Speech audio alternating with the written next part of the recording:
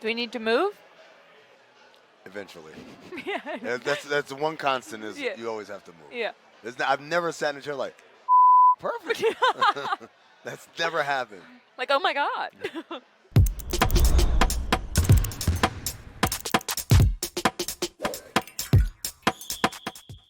Welcome to Oddball. Oh, that's right. That's called a pregnant pause for the people at home who did not see what happened right before we started talking right there, because I like pulling back curtains. I like showing the inner workings. I like exposed brick. I like ducks, everything. My name's Amin Elhassan. That over there is Charlotte Wilder, who is coming to you live from a James Harden, Daryl Morey press conference that you can't see other than Daryl Morey's fat cheek right there over her shoulder. We got a great show for you today. It's Wednesday, so you know what that means, folks. Word count. Word count Wednesday. I was hoping like the chorus of children, like, word count, but apparently they're a little preoccupied over there. We also have another thrilling edition of, Charlotte, what's it called? Hype me up. There it is. Hype me up. That's right. That's the game where we are given a name or a headline or a team or whatever, and we have to give as much positive reinforcement as possible. That's coming to you later in the show. But Charlotte, we are now in day 3 of Hardenmagedden. That's Harden and Armageddon. Harmageddon, maybe? Hardenmagedden. Hardenmagedden. Hardenmagedden. Okay. It's Okay. Hard and Mageddon. Hardenmagedden. Not Armageddon, Hardenmagedden. All right? So Hardenmagedden is entering day 3, and apparently, according to Ramona Shelburne of ESPN, this is just phase 1. He's going to make things even more uncomfortable for the Sixers if they do not trade him. And so, Charlotte, I open the floor to you. Your deeply thought analysis about the topic, James Harden versus Daryl Morey. Ding, ding, let's get it on. I think it's the funniest thing I've ever heard that he is saying he is going to escalate when the point that he started at was saying Daryl Morey is a liar and saying it in China. Like, what more can you do? I can't wait to see. I can't even imagine the depths of imagination that James Harden is going to go to make things a living hell for the Sixers. Because, I mean, what we have right now is a good old-fashioned ego standoff between two guys who don't want to give up any ground. You talked about it on our show on Tuesday, and now we are just seeing it. The groundwork is laid out. This is going to be one of the messiest things we've ever seen, and I personally cannot wait. I don't know if you're excited, but I'm very excited. Yeah, it's funny because at first I thought of it like an Old West standoff, right? Like both guys standing there and the guns at the ready and like, all right, man, do you want to do this? And like basically someone's going to pull and fire first and shoot the other one. But I feel like that is just too binary, right? Like one guy's going to lose and one guy's going to win. And I don't think that's what's happening. I think what we're seeing is a game of chicken. Of pollo, as they say around these parts, right? One guy's driving the car, other guy's driving the car, and who's gonna swerve first? That was really big in the 1950s, by the way. Kids, teens, they really didn't have much to live for, I guess, until they created things like, oh, I don't know, a life. So basically, the guy who swerves first, that's the chicken, and he lives on in shame and whatever. And the other guy, he's the big enchilada or whatever. Everyone's like, oh my God, you're so cool. The big rooster on campus. The big cock on campus. There you go. Oh, God. Shout out to Grady Dick. So anyways, but here's the problem with the game of chicken. It is incumbent on somebody being chicken. And if no one's chicken, Charlotte, what happens? Everything implodes in a mess of feathers. You know in those cartoons where the chickens explode and it's just like feathers that's what's going to happen. I don't see any way either of these guys back down. And, you know, Joel Embiid is going to be the one who has the worst time out of all this because I feel like Harden just doesn't care at this point. And Morey, I mean, is ready to go down with the ship. So it's just going to be a whole lot of feathers and it's going to be a giant mess. Well, guess what? If you launched a basketball show in the middle of August, you're saying, thank you. Thank you. Thank you. We are very grateful. Keep it going, guys. And this is one of the rare times where we do get to thank people, Charlotte, because Charlotte likes to thank people after segments, like the one that's coming next. It's Hype Me Up. This is a game, of course, where we each read a name, a headline, and a little bit of a speculative statement. And the other person has to... Hype me up? Hype them up, Charlotte. They got to hype them up. You don't have to hype yourself up. Jesus. Sorry. Only done this for 7 months at this point. All right. Let's start with, well, we'll start with the name for you. You're going to love this one. Doc Rivers. Oh, Doc Rivers. This is easy. And I'm going to say it in Doc Rivers' voice. Doc, look, listen to me. This is great. This is great. You've got, what is it, like $12 million, $16 million, something like that coming to you in the next 2 years. You don't have to say goodbye to any of it. You just pocket that money, and then you do TV. You've done TV so many times before. It's so easy. It's so easy, you can't mess it up. You just sit there, and hey, Doris Burke is there. She's great. All you have to do is just, let her get in there, and then you could just say, yeah, what Doris said. Do that for 2 years. Get every dollar. Meanwhile, you're also getting paid by ESPN, so you're actually double dipping the money. Now, if for some reason you don't last 2 years, just remember, it's not Blake's fault. This is not Blake's fault, Doc.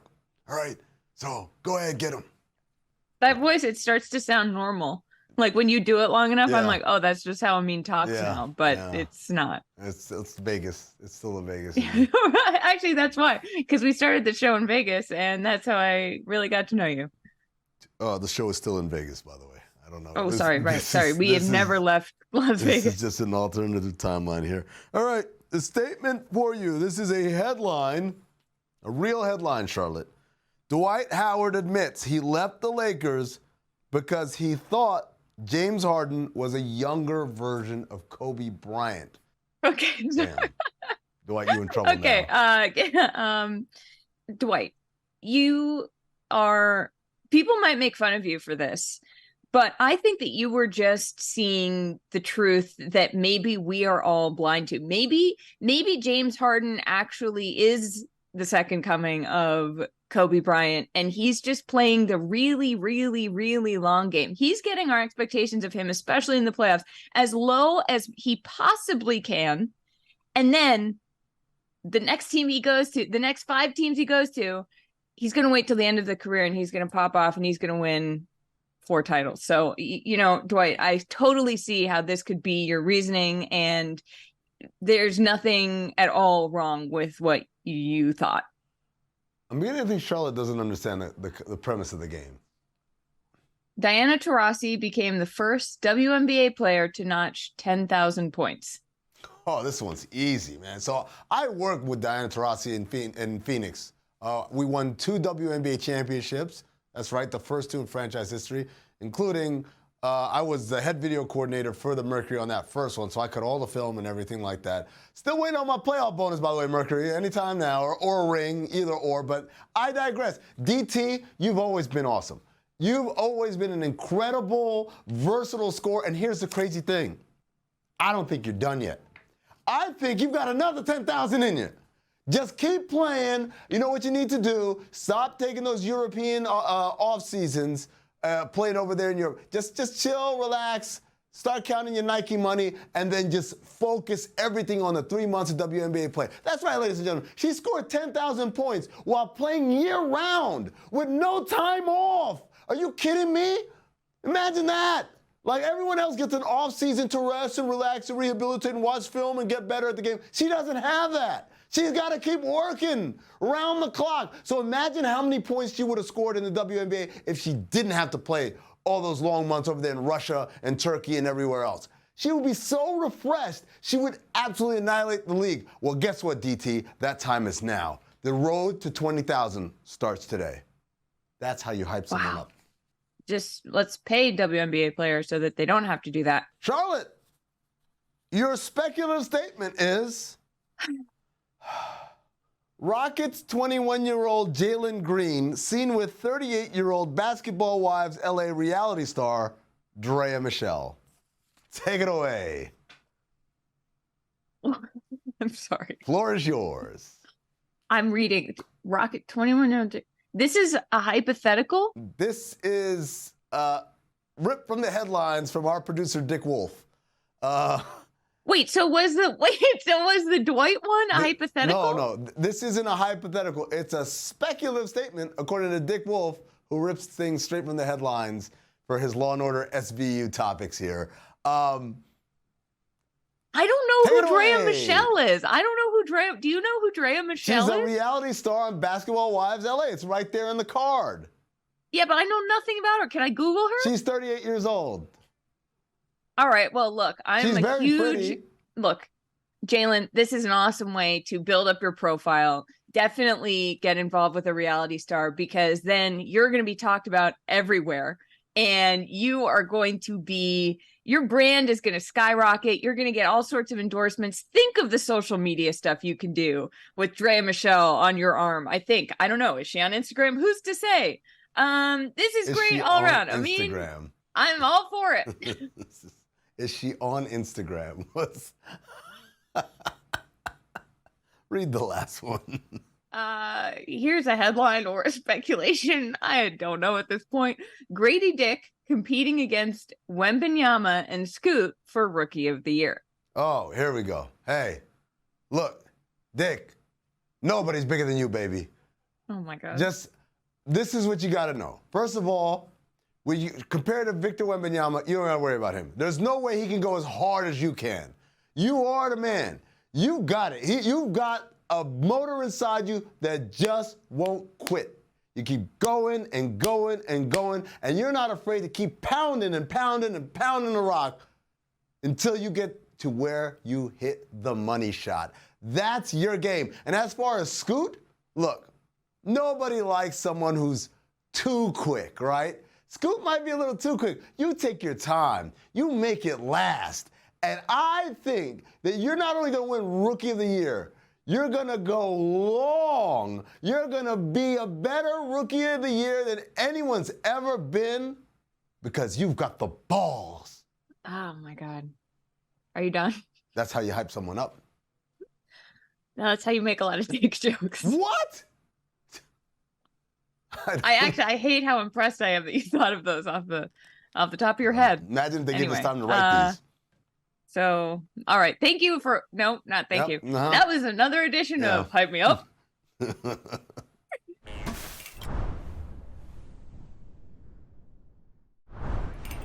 time for everyone's favorite game, or to count. Charlotte, are you ready? Yeah, it doesn't even show up when we're split screen. It has to go full screen for you to even be able to see my background. Let's go full screen. Yeah, see, look how ridiculous it is. But I couldn't make the T go on the right. Yeah, you know what? Let's just play the game. Okay, all right. First question. Charlotte, yes. Remember, for everyone who doesn't like, well, it's or to count. How do you play it? Well, it's very simple. We ask each other questions off of these cards produced by Hollywood, and we have to answer the questions in 10 words or less. Bonus points, I guess, if you do it in less than 10 words. So, Charlotte, your first question.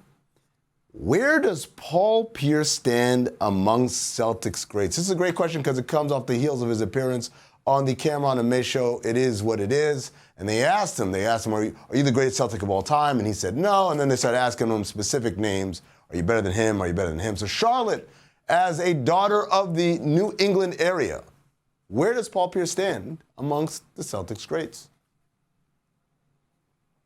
Okay, so here, my 10 fingers. You already burnt 5 words right there. Okay. Sorry. Okay. Start over. Paul Pierce is probably maybe 4th best. 7 words. 7 words. If I gave you 10 more words to give me the names of the 3 guys. Actually, I don't need to give you 10 more words. There's 3 fingers you have left. Name the 3 names, last names, of the players you think are better. Russell. Uh-huh. Bird. Uh-huh. Havlicek? Oh, you're out of your mind. All right, whatever. Paul, I got your back, man. I got Russell and Bird only. Better than Paul. Russell and Bird only? Okay, yeah, you know fair. Why? You know why? Why? Because I'm going to throw back to a conversation we had a few weeks ago, maybe a few months ago, maybe it was yesterday. It's the multiverse, baby. I don't know. Havlicek, whole career, pre-merger, don't count it. Russell's different. Okay. He's just great. But Havlicek, you get out of here. Okay. Right. I respect that. Paul, sorry, you can be number 3. Amin, my first question for you. Who is the most underappreciated switchable defender in the league, and why? The most underappreciated? Oh, okay, all right. That's hard because all the names I'm thinking of, they're all guys. Well, actually, let me do this right this. Yeah. Tough Get question. those counting hands up. Tough question because most guys are appreciated, but Draymond Green. Underappreciated? I think he's underappreciated.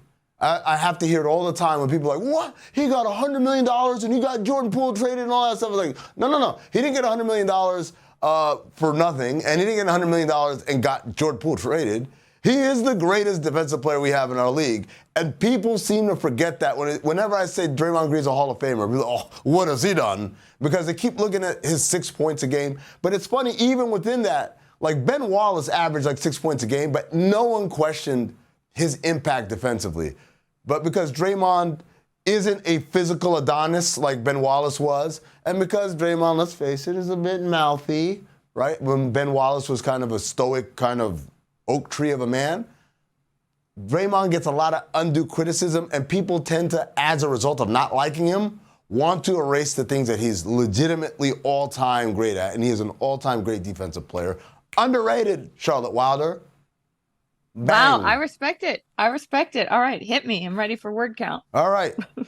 my counting hands are up. This is funny because Hollywood's handwriting leaves a lot to be desired, so I thought this is a second straight Pierce question. I was like, what Pierce? Pierce again? No, it's what piece do the Lakers need most to win it all this year? What piece, Charlotte Wilder, do the Lakers need most to win it all this year? Not so much a piece as healthy and not old guys. They already have. Put the X on the screen. Get her out of here. Do the sound effect from what's it? Metal Gear Solid. Snake. Is this game over on it? Give me the. That's the only one. That's the first one I've lost. That's the first one I've gone over. Give me the Grand Theft Auto wasted. All of it. I want all of the graphics right now. Terrible. Everywhere. Terrible. But yeah, but they do. But LeBron needs to be less old, and AD needs to stay healthy. What piece do you think they need? What would your answer have been? First of all, I'd say your answer is 50% right. Staying healthy, absolutely, is something you can hope for. Less old. I mean, who amongst us can be less old? Well, but that's what I mean. Like, LeBron is the whomst amongst us who can be not old. Less old? Like, he can go backwards in time? Yeah, he could show up next year and we'd be like, oh my God, you are playing like you're 25. And that's what needs to happen. So we'll see if it can happen. Yeah, I don't think like, what piece? Jesus Christ? I just don't think winning it this year is in the books for them. Your turn. Okay, your turn. I mean, my turn. Yeah. God damn it. What does it mean to be a locker room lawyer? You've been going in the archives? Hollywood. Wow, Hollywood doing a lot of research over here. I like it. Locker room lawyer. Okay, all right.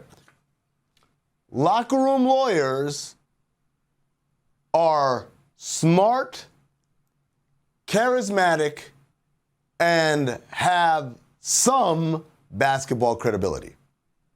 Right? Smart, charismatic, and have some basketball credibility. That's 10 words, by the way. That's how you play the game. Congrats. So locker room lawyer is a term for the guy that, like, the troops follow. And sometimes he uses his powers for good. And it's like, hey, guys, we should do this. And, and when they talk about policing the locker room, he's that guy. But also, when things go bad and the mutiny starts, it's usually because the locker room lawyer started it. He's like, man, coach don't know what he's talking about. And because he is smart, he knows how to manipulate, he is charismatic, he wins people over, And then the final part, like I said, basketball credibility. You can't be a bum. Like, you could be smart and charismatic, but if, like, you never play, it's really hard. I won't say it's impossible, but it's really, really hard to be a locker room lawyer. There has to be some element of respect for your game, and most of the time it's respect for your game right now. It can't be like, well, you were great 10 years ago. It's got to be, you've got some measure of basketball credibility in the moment. So who would you say is the most successful locker room lawyer right now? You don't have to do it in 10 words. Oh, man. Because you should only need 2, one for the first and last name. Who? That's Jimmy Butler, probably. Okay. But there are a lot of names. There are a lot of names there. I don't want to single. Is Draymond a locker room lawyer? Yes, he is. Yes, okay. he is. Like, that's a great example of smart, charismatic, and basketball credibility. And it can go either way. And it could go either way, yep. All right, last one for you, Charlotte. What backcourt duo has the best chemistry and why? It's a 2-part question. I like this. I mean, does it have to? Okay. Yeah, 10 words. Steph Curry and Klay Thompson, because they're the best ever. Wow. Okay. Because rings matter, baby. But the best ever? That's the best backcourt ever, or best backcourt chemistry ever? Is that what you're saying? I think best backcourt ever. Wow. Bold words. Hey, Walt Clyde Frazier and Earl Monroe on line 1. They'd like to have a word. You know what's crazy? Recency bias. Yeah. But good chemistry. Either way, good chemistry. Great chemistry. I mean, that's a good pick in terms of those guys have incredible chemistry. I'm going to give you a hint when you play this game. Yeah. You could have said Steph and Klay. And then, like, Steph who? Which Klay? Like, we know. You're burning words going full names on these people. I'm like, why is she doing this? Because I'm trying to count and think of smart things to say and do it all at the same time in 10 words or less. And you're right. And now I'm going to be better. All right. Last question for you. All right, Joseph Stalin. What makes Goran Dragic such a beloved teammate? Oh, I don't even have to think about this. Because he's an awesome human and is about only two left. About the culture. I promise I didn't get that from someone behind the glass yelling, who may or may not be a Miami guy. Last name Benitez. Danny. Wow, Danny? You bailed him out. Who said Danny? No. You said Benitez, and his first name is Danny. I said may or may not be Benitez, and there are a lot of Benitez's in the Miami area. I'll just say that. Like, that's not a rare name. All right, you got bailed out. That's not fair, but yeah, Goran Dragic, man, like, first of all, he's like an incredible human being. I've known Goran Dragic since literally his first day in the NBA. We scouted him in Phoenix. We brought him in for a secret workout. I had to smuggle him into the practice court and smuggle him out before any of the media people could see who he was, because he wasn't even supposed to be working out. He flew on a red eye from Slovenian national team training camp to do this workout for us and only us, and then we flew him back out. We eventually had to make a deal on draft day to get him. We paid, I want to say, $500,000 and gave up 2 second-round picks to move up to get him. I was there when he got his driver's license, when he got his social security number, when he found a place to live. Like, this was like my little brother. And like, to watch him become an all-star, an all-NBA player, and truly be about the right things. He's a great human being, but he's also about the culture. He grew up in our organization watching Steve Nash, Grant Hill, Amar Stoudemire, just a lot of great people, Boris Diaw, Jason Richardson, a lot of great pros he got to watch and grow with, and then go out in the world and make a name for himself and become a vet himself. And I see a lot of those qualities from the guys that he was around propagated throughout his career. Wow, that was the most heartwarming answer we've ever had on Word Count. There you go, and that's how you play the game. Get more heartwarming next time, Charlotte. Yeah, I'll try. I'm just out here not being able to, like, know how to say people's names without last name. Well said. All right, let's take a break. We're done. Back. Thanks for watching Oddball. You can't even. Our green screen technology isn't very good.